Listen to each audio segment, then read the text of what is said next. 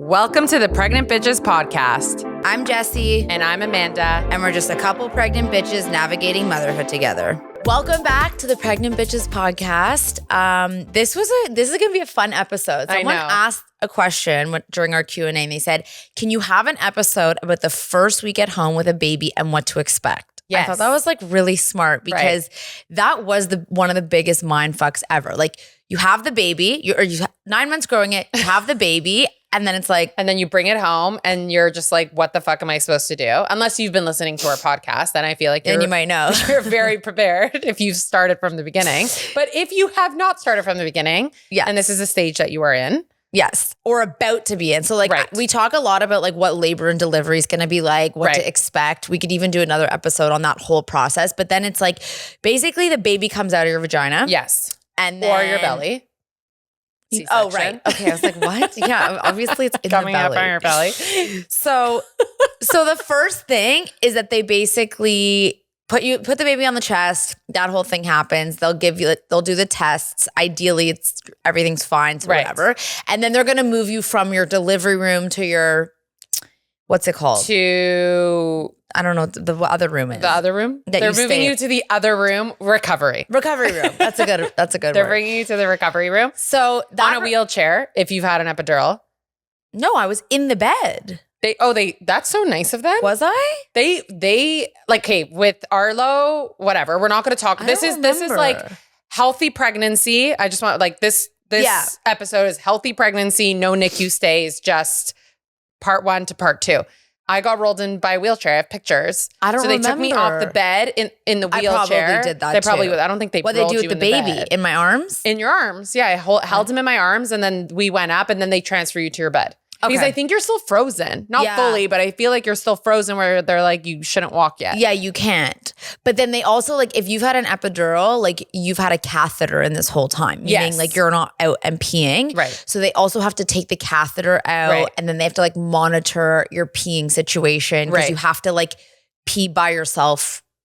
Anyway. Right. So they wheel you up in the wheelchair with the baby in your arms. Right. Don't remember that part. All right. Baby 2 was midwife. So it's a different experience. Yes. This is hospital. This is hospital stay. Then they start to do a whole bunch of tests. So the rule of thumb that they say is that they're going to at least, this is in Canada. I don't totally know the US. They keep you for at least 24 hours since you've had the baby. Yes. That's the starting point. Yes. Then they run a bunch of tests on you, run a bunch of tests on the baby. Their biggest thing is like they have to see the baby pee. Like they have like a little cat. They have a chart and they want to make sure everything's fine. Yeah. So they make sure the baby has to have pooed and peed in front of them. Yes. And they have to like make sure that's all going. Yeah. The first poo is. Yeah, I was going to say no one, nor have I read it. I guess I wasn't really researching. When that fucking first poo came. That's not okay. I literally thought something was wrong with my child. Same. I'm like, what is this black tar? It's tar. It's called meconium. It was disgusting. Don't be scared when you see that. That's like and it's done after that, right? It's like a one time. I think that this should be really highlighted and someone should show you a photo because that poo is what you think every poo is going to be like. Right. And it's not. It's just like the first one. It's just the first one. Black tar. It's gross. It looks like an oil spill. Actually, that's exactly what it looks like. It's like the color of this couch. Yeah. It's black and gross. It's gross. So don't be alarmed. Don't be scared. If you see that. It's gonna be, and then some babies do that through delivery, and then it's like in your. I don't know. That's disgusting. It's gross. That's disgusting. Okay, so the first poo first, and then I don't know about you, but like, did you have an option for a private room? Okay, so with the private room system, if you're in Canada, we're gonna keep referring to that because we've only delivered here, even though I actually really wanted to deliver in the States. Me too. I heard it's like magical. Well, but pay for what you get. Yeah, exactly. So if you're in Canada and you're listening to this, when you show up, if you have your induction date or if you're just like in delivery, ready to go, when you are checking in, they ask you, do you want a private room or are you fine with whatever? And even if you do request a private room, you could still not get it. So 100% I'd be requesting it if you can. Yeah. It's not covered under OHIP. No. The private room is not covered under OHIP, but it is so worth it. I haven't done the the other way around, but I've heard horror stories of like 4 people in a room. Like if you think about it, you just went through the most insane experience of your life. You're in a gross hospital room and then there's 4 other babies also crying, Screaming, waking crying. you up. Yeah, like you're not sleeping. It makes no sense. No, private room's great. You have a washroom, you have a bed, you have a chair for your husband. A shower.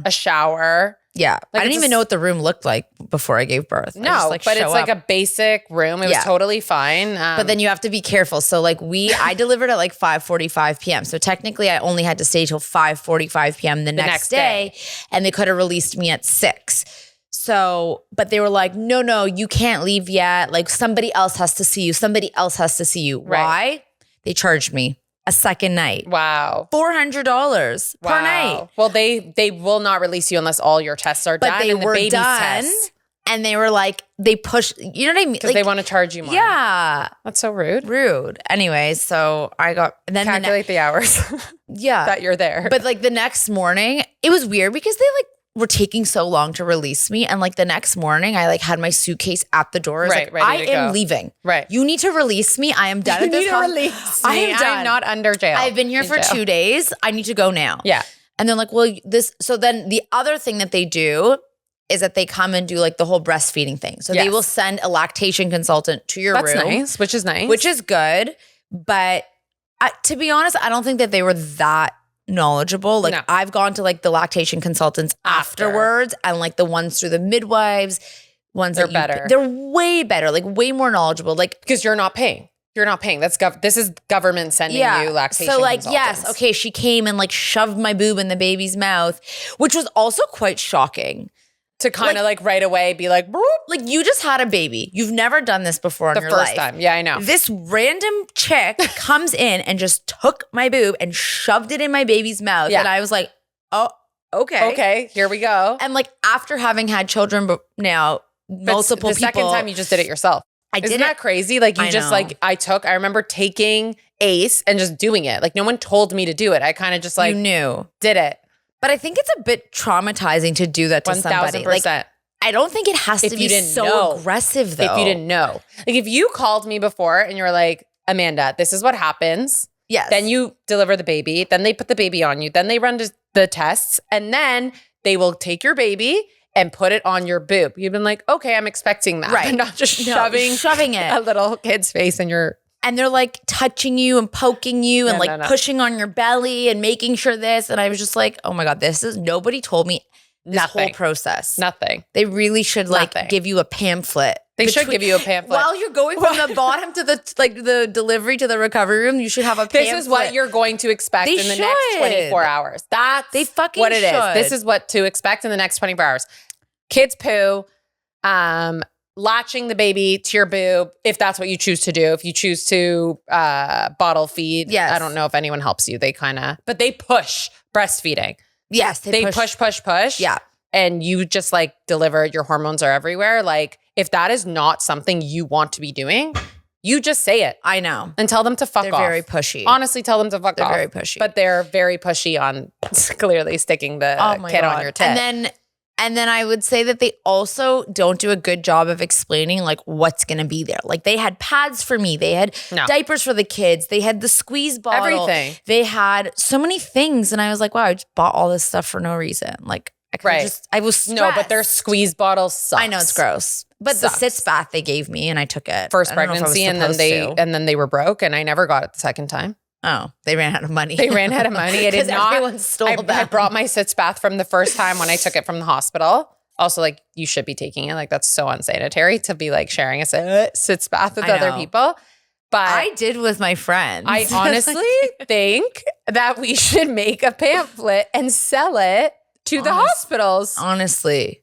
What to expect in your next 24-hour stay with us. Right. And why you might have to stay longer or short. Like, because some people, they keep you longer if they don't pass certain tests. Very smart. I never thought about that. Like they don't, and then you have to wait for every single doctor to come. So you have, and this is what I would say my biggest plug for the OB versus midwife is if you deliver in a hospital, there is nobody to take care of you. So you have to sit in that room and one by one, each doctor has to come. So you have to have your nurse come check your vagina, your stitches, your this, your that. Then you have to have a pediatrician come. They check the baby and do all this stuff. Then you have a lactation consultant come. They have to do all the boob stuff. Then you have the auditory test. They do the auditory test in the hospital in Canada. It depends. Depending on time. Then they have to come back again and check you and do your blood work and your vitals and all this shit. And then they do the pin prick on the toes. They won't let you leave until they do a pin prick. So like if you think about all those steps that have to happen, that's why they have to keep you for so many hours. Right, because you're not the only one there at the hospital. Right, so they're doing their rounds. If you have a midwife, you give birth, they do the same first hour, I would say. Like they keep you for an hour to 2 hours there. And then all those other tests, they come to your house and do it. Like it's a fucking joke. It's a dream. I was going to say it's a dream. It's a dream. Yeah. Like I delivered my baby at 6 a.m. with a midwife at a birth center. And it would have been the same at a hospital. Right. Because she's my doctor or he or whoever. Right. By 8 a.m. I'm at home. It's absurd. I know we met Benny that night. It's absurd. And then the only thing fresh. That I knew he was fresh. He was so fresh. The only thing that you have to do and go out of your way in addition is the auditory test. Like I had to go out for both. They didn't have the times that I delivered, there was no one there. So you had to do it anyway. You had to do it anyways. So you didn't win. No. So okay, so that's sort of like your hospital stay. Then when you're leaving the hospital, they will not let you leave unless you have a car seat. Yes, but you don't have to bring it in to deliver. Like to the delivery room? You can deliver and then your husband or partner, person or whatever can go to the car and get it and then bring it up. But they want to see it. They don't let you leave the hospital. From what I remember, they don't let you leave the hospital unless you have a car seat. Yeah. If that's car seat. Yeah, that should be in a car seat. Yeah. And honestly, if they are not letting you leave, like you can advocate for yourself. For sure. Because I don't know, they dilly-dally. I don't know what they're fucking doing. No, Adam was literally pressing them. I am leaving. Yeah. Bye. Pressing them. Being and they're like, you need to be discharged. I'm like, I don't care. Yeah. This is my baby and this is my life. You can go, like, sign the papers. Let me go. Yeah. Like, it's like a jail. Literally jail. Jail. After the first 12 hours, you're like, I don't want to fucking be here. Okay. So then you leave the hospital. You bring the baby home. That is probably the weirdest feeling in the world. It is so fucking weird. You walk out the front door, just you and your husband or partner, you come home, whatever, and you have with a child. And you have no fucking You kind of just like look at each other. I remember with Arlo, so obviously I came home without baby.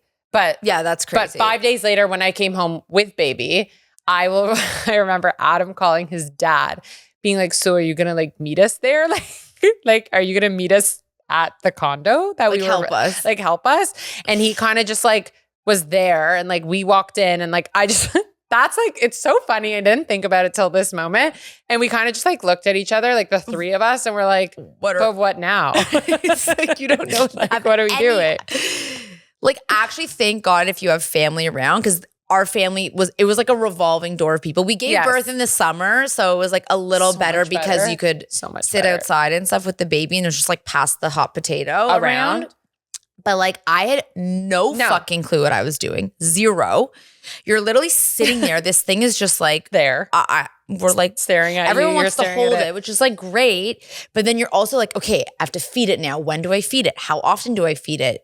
This is the 2 hours thing. Like your brain's like who's boom, boom, giving boom, you this boom, information? Boom. We are. Yeah. Well, yeah. Now. Before research. You had like to like nothing. You had to Google it yourself. You had to, if you were able to ask someone around. Like I remember we were living in a condo with one of our friends and she just had a baby a year. She had a baby a year before me. Exactly. And she was like, you're feeding every 3 hours. You're doing this, you're doing that. And then basically you're getting a little bit more once you do go to that pediatrician 2 days which is from what 2 I remember. days. Yes, right. So then 2 days after. 2 days after is your first pediatrician appointment. They do this appointment to weigh the baby. So this is what they told us. Your baby comes out a certain weight. Yes. They come out full. Yes. So your baby comes out very full. So that first 24 hours, they may or may not be starving and feeding. Right. Because they came out full, which is smart for evolution. But then they start to get hungry and they lose a lot of their weight. Because you don't have. So the pediatrician appointments are to weigh the baby. Again, if you have a midwife, they weigh the baby for you and you don't have to go to the midwife's office until like week 2. Right. Which is great. So your pediatrician appointment obviously is to check if the baby is Healthy. Jaundice is a big thing too. Yeah. Like if they turn yellow in their eyes, it's normal. They might just send you back. They just want to monitor everything. Yeah. But the weight is the biggest thing. Like Ziggy was born 7 pounds, 4 ounces. He was below 7 pounds at one point. Yeah. Like they drop a lot. And then you have to get. Well, your milk doesn't come in for 2 days. If that's your choice of feeding, you don't have that much to give them in the beginning. No, it's true. It's the colostrum. So that's basically what it is. And then once the milk does pump up, your kid gets plumpier. Yeah. But unless you're bottle feeding. Right. So some people do supplement in the first 2-3 days before their milk comes in and adds a little bit of formula just to like plump them up. Exactly. Because it's just like they're scared in that instance. Exactly. But I would say that first like couple days at home is a really big like blur. What the fuck? Hormones are out of control. I remember more so with Ace. I remember going to that pediatrician's office and she looked at me and like I had big kids for like both my kids came early. Like I had big kids. Like Arlo was 7 pounds at 35 weeks and Ace was almost 8 pounds at 37 weeks. That's like, crazy. I was like, they're fine. They're chubby and they're fine. And then we go to the pediatrician's office. It wasn't my pediatrician. She wasn't there. And she looked at me and Adam. She was like, your kid's not getting enough food. Oh, like God. You really need to figure it out. Like blah, blah, blah. Like go home and pump. I remember getting in the car bawling, being like, my kid's not eating. Like, scary. And then Adam's yelling at me because he's stressed out, being like, you're not feeding the kid. Nightmare. Hormones, nightmare. Oh my God. For the first couple days. That's really fun. And like, give yourself a break from it. No, now looking back, I'm like, oh my God, like he should have been nicer. Also, having a second kid, like you should have realized my hormones were like up all and over down. the place. But like, give yourself some grace 100%. and do what you think is good for you. And like, yeah, the pediatrician's obviously there to help you, but there's a way that she could have worded it, not like you're not feeding your child.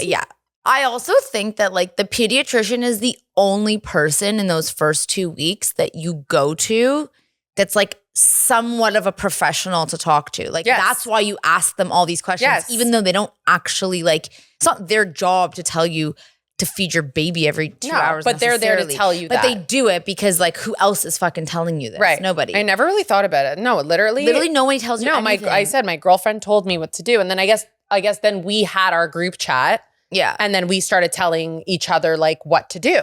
And then with the first, then you just learn. And then you learn. Yeah. But also I would say like not everybody has this option, but if you have any kind of like night nurse or even the lactation consultants, midwife, like anyone in your circle, like they should be giving you some level of information to at least for sure guide you. And then you could do a little bit of research and augment it with like stories and whatnot. Just have a small plan in place.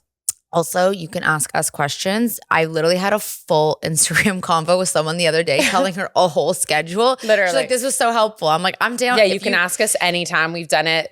There's 4 kids between the 2 of us. We've done it. Yeah. We've done all the different variations. All the different variations of everything, and every kid's different. So then I would say your first 24 to 48 hours at home is like it doesn't end. The day doesn't end. It's it's Groundhog's Day for at least 2 weeks. You just expect like the baby wakes up, you feed it. If you're pumping, you're pumping. There's no playing. There's no playing. You're waking up, you're feeding it, you're pumping. Your full-time job is literally just keeping the baby alive. Literally. And then the cluster feeding comes. Yes. So if you don't know what a cluster feed is, basically the way they explain it is the baby's stomach starts like the size of a chickpea. And then every couple days it doubles in size. So imagine now it's feeding like it the has same amount. So then like there was a period, I think I posted about it with Benny, where I'd forgot what breastfeeding was like. And I like literally broke down. It was like day 7. And I was like, because he didn't stop. And boys eat a lot more than girls. And he didn't stop. And I felt like a cow. And I actually felt like I was starving him because I was like you couldn't. Because he was crying. He wanted more. And it's like these cluster feeding pockets. I think it happens on day like 4, 8, 2 weeks, 1 month. Like it happens 3 months. Yeah, it happens quite quickly. Or and then now they don't eat often. So you're okay. I know now they don't eat anything. But I would definitely say that that's crazy. Yeah. And if it's happening, just know it's usually like in spurts. Right. So if it's like and you got if it starts one morning and it's just like exhausting for a day, it's usually just a day. Right. Like you're not doing this for 3 weeks. Like don't be alarmed, Yes, basically. Don't be alarmed exactly. if it's happening. They're just in that phase. Yeah.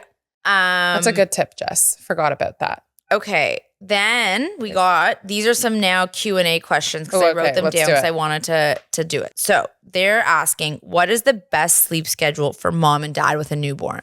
It's funny because I just actually talked someone else through this schedule. Right. Here's my best tip.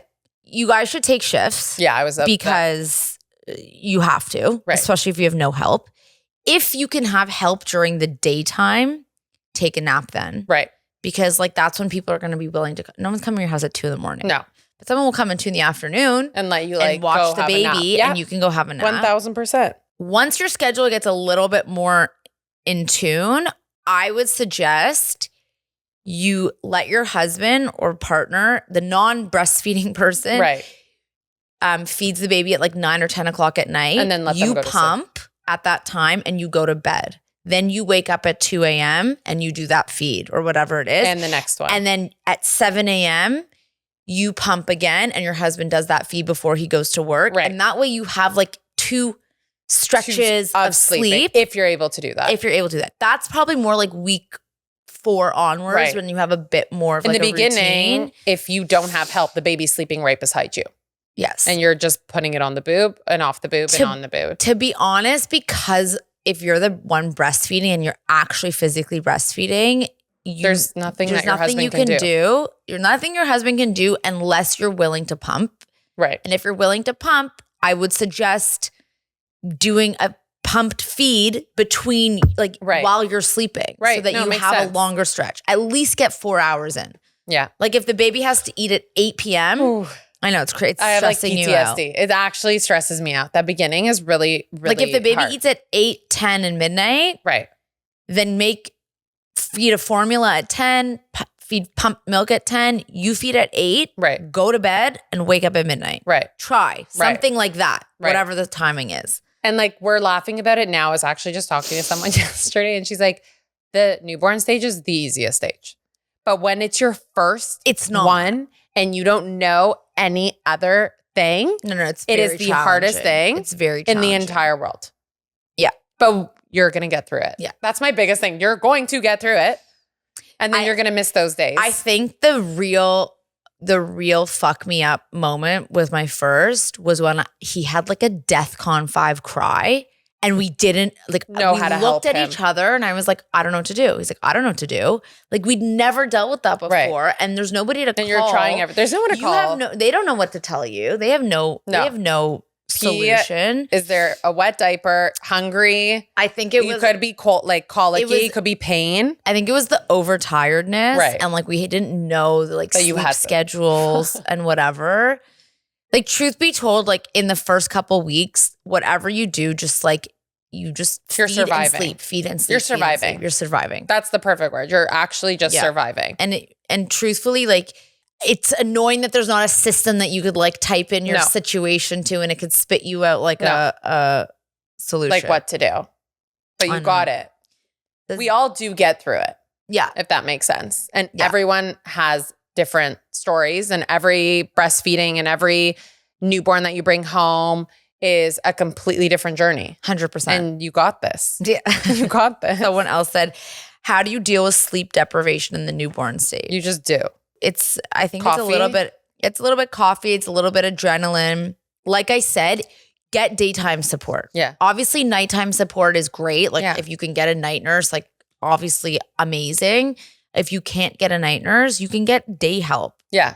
that you could at that A friend, a parent, exactly what Jesse's saying, for 2-3 hours. Exactly. In the such early stages, because they're on a 24-hour clock, it doesn't matter. It doesn't You're matter up what every time 3 you're hours exactly. anyways. So what's the fucking difference if you sleep at 2 Night or p.m. day, or it doesn't 2 a.m.? matter. It makes no difference. You're so right. So get daytime help. That would be my suggestion. Okay. What else you got? Okay, this is some breastfeeding questions. Okay. This is like a little bit after, obviously. We'll give you a little bit of snippet of that. Yeah. So what did you eat to help with your breastfeeding supply? Oh my God. I think it's just really protein, to be honest. I don't think like any of those breastfeeding cookies. You took the words out of my mouth. I'll never forget trying those breastfeeding cookies. I'm like, Bullshit. look at them. I'm gonna, and I just kept gaining weight because I kept eating fucking cookies. And I was like, but it's helping the baby. And they were so fucking good. It did nothing. It's like that Mean Girls. It literally did nothing. I was in Mean Girls. I Like when literally she was was shoving these fucking cookies in my mouth. It did fucking nothing. Nothing. Breastfeeding cookies are bullshit. Yeah. Eat protein, a lot of protein, and you have to eat calories. And chug water. Yeah. Water. Yes. You're right. deprived Right. of water. Right. You literally have to chug water. Chug water. It's making the milk from water. Chug water, eat protein. I agree. I agree. Okay, that was two people That was a asked two-parter? that. Then breastfeeding and alcohol. Honestly, Oh my God, you always get this question. We always get this question. look, at the end of the day, the alcohol will go into your breast milk. Yes. It does go. Anything you're having is going into the breast milk. So use your best judgment. Don't drink and feed. If Right. if you're gonna drink, put the baby on you food while and you're have drinking. the drink at the same time. Because It's not gonna go in at that time. That And is then the best advice. that's the best time. Yeah. And then you have to wait 2 to 3 hours for every drink for it to be out of your system. Right. And truthfully, I don't even think that that's necessarily true. I don't to believe be how. honest. Where is it going out of your? Isn't it going into your Because breast? like my first son, like I would have like wine or something and then wait a couple hours. And every time I had any alcohol, he was fussy. Every Same time. with coffee. I would have that, but if I overdid it on coffee, Yeah. it's the same. It's going through your breast milk. Whatever. I would say, honestly, your best bet is try to limit it. If you really want to have it, honestly, I would recommend just having a night out instead of like a little bit of wine every day. pump before or feed your baby before you go out, have fun and like, and save that milk for bath milk. yeah. And just don't feed it to them. Yeah. Honestly. Yeah. Or Just- they're fine. Like know we've what? all done it. We've Like, all done it. And exactly they're what gonna Jesse be said, fine. use your best judgment. You know Like- your kid best. You know how they're going to react. don't get fucked up and feed your kid. Okay. That's like that's just Fair. How to wean breastfeeding. Oh God, that's a whole fucking episode. We do have an episode on breastfeeding where we did talk about this. Yeah. Go fucking slow. Yeah. If you breastfeed, let's say 4 or 5 times a day, condense that to 3-4 times a day. You have to take one feed out. One I feed remember out. one feed out over like, let's say you feed, I'm just like 6 times a day. Yeah. I don't even remember. I'm so Yeah. out of that, but 6 times a day.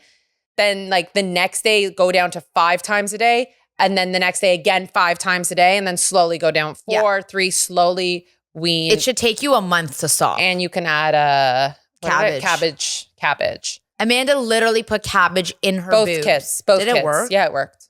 But I didn't make Yeah. enough milk. I was a fucking cow. You know what? If I still squeeze my nipples out, I still get some milk Stop. on the right one. Is that really weird? Yeah, I don't. I If I did. squeeze my right nipple, I still get milk. The left one has nothing. My- That's 2 years. That's fucked. That's fucked up. That's really fucked. Why? Are you sure you're not pregnant? I'm not pregnant. Oh my but like God. that's fucked up. Oh my God, that's actually fucked. I know. I just like sometimes I like want to see, which is like weird. Like, why am I looking at that? But like I thought it was interesting. It Go is put it on my interesting. pimple. Oh, that's good. Yeah, 'cause Yeah. it's goopy. It's goopy. Mine was goopy. It's Like a goopy. month after I stopped, it was goopy. Yeah. Okay, weaning baby, taking more calories at night than the day, and wanting to nurse to sleep. Okay, so this was totally my situation. Right. My kid was like eating way more in the night and eating nothing in the day. The only way you can do that is you kind of got to starve him out for like one night. Yeah. You got to do I remember telling you that. you got to do like a big feed at let's say like 11 or 12. right. And then cut the formula feed like in half, maybe or like decrease the ounces Right. slowly and increase it the other way. You have to feed your kids more during the day if you can. You have to. You have to. You don't want But them. the only way to do it is I would go ounce by ounce. Like Yes, if yes. you're feeding the baby 7 ounces at night, go to 6. Yes. And then And then slowly they'll wean be them off. fine for the 1 ounce. And then in the morning, try to add that it. ounce to the morning one. And then the next night, go down. Like the way that all of our tips are is if you go slow, Yeah. it will be more effective. Yes. And not shocking your system or your Or the baby. kid's system. And again, everyone is different. Everyone is different. Yeah.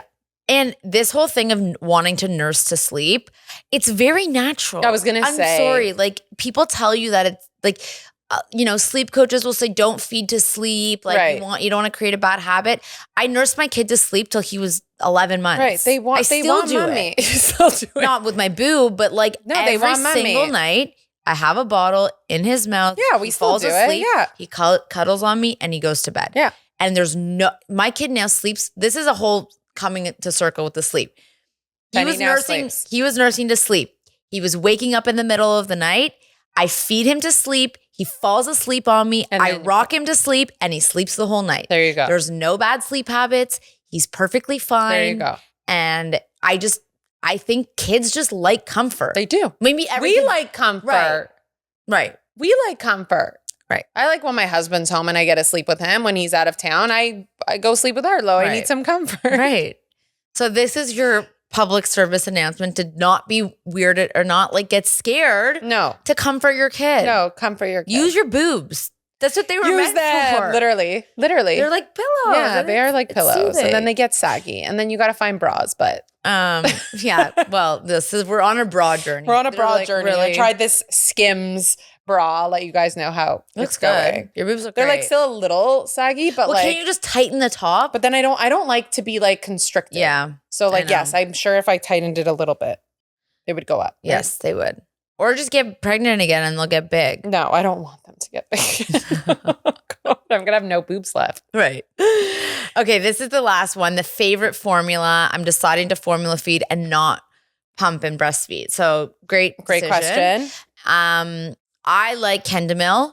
I did the organic. I also did the not organic because they ran out of the organic. So I've done both. Right. I didn't like hip, but that's because my baby didn't like. Right. I did not like Right. hip, And my I loved baby hip. didn't like hip. So, but I try to go more European if you can because there's less guck less in shit it. in it. There was And your another one- baby might not like exactly what like my kids were both on hip. I loved hip. I actually was completely lazy. I have no problem admitting it. I never did powder. I did ready to feed crazy. until milk. Like both my kids were for a just on- year. for a year. Both kids were on ready to feed for a year. And they loved it. Don't change it if No. it's not working. And then I think anything European for me was good because it was like a lot of the I agree. American standard ones are like icky, but Just do your research. yeah, Do your research. Every kid's taste buds, like yours and mine, are Right. different and they may not like it. right. And don't ever feel bad about not wanting to breastfeed Yeah, I agree. and going straight into formula. I did not make milk. I started with both my kids were breastfed. I pumped and I did formula. That's crazy. That's crazy. It's And like it a was full-time crazy job. and it was a full-time job. And then at one point I was like, fuck this. Like my kid's eating and it went just straight to formula. crazy. Yeah. See, everyone's And those different. Yeah. And that's your couple of weeks. Do you have something else? No, I think we had more postpartum stuff, but let's do that on another episode because I feel like it's like a completely different. Before we end, did you get your period yet? No, Jesse, you messaged- literally texted me last I know, night. I thought I really was excited. I So saw nothing. a little It bit was of just blood, a little but nothing. maybe not. Maybe it was like spotting. Maybe Oh my god, maybe you're pregnant. I will actually kill Josh. I will kill him. Maybe you're I'll kill him. spotting. I will really kill him. I guess we'll find out in a couple No, weeks. I'm not pregnant. There's no way. Okay. I still don't have my. So I'm almost 1 year postpartum. I still don't have my period. Yeah, The so last don't time be I alarmed got at it- that either. Did you go to an acupuncture, by the way? No, I actually should book You something. should go And I should see an get some blood work. You should go get some blood work. Go Yeah. see an acupuncture. They apparently can help bring back your period, or try my seed cycling thing. But I guess you I'm wouldn't waiting know. for my ring. I guess you would. Yes. We got we're rings getting- from Ultra Human. We're Yeah. excited to try them out. Like I currently use the Oura ring, but Ultra Human reached out and they want to send us some rings to try out. So I'm we're going to be gonna- wearing both, and I'm going to actually let you guys know Gonna what be the excited. data is. It's going to Yeah. be very interesting. I I'm know. just going to have two big chunky rings on me. I mean, it's but going to look whatever. cool. Okay, so just to wrap up on this episode, if you guys have any questions on the first few weeks, honestly, send us a message. Yeah, I may not because- remember, but Jesse's will remember. You'll remember. I'll remember. I'll If help ask- you remember. You'll help me remember. But it's tough. It's not easy, but I feel like having some semblance of what the fuck's about to happen to you will make you Oh, for sure. feel more confident in your I ability. agree. I always go back, and we'll end it here, that I was so petrified of giving birth. Then Josh showed us the hospital room Yeah, it makes and a what was difference. going on. And that literally took my anxiety from here, maybe not to here, Yeah. maybe not to the bottom, but for sure halfway through where I was like, okay, because you had some knowledge. Yeah. Yeah. Just that the unknown is the scariest What's the thing. saying? Like knowledge is power. Yeah, that Knowledge is the is saying. power. You gotta say. Knowledge is power. Okay. Thanks, We'll see guys. you guys next week. Bye.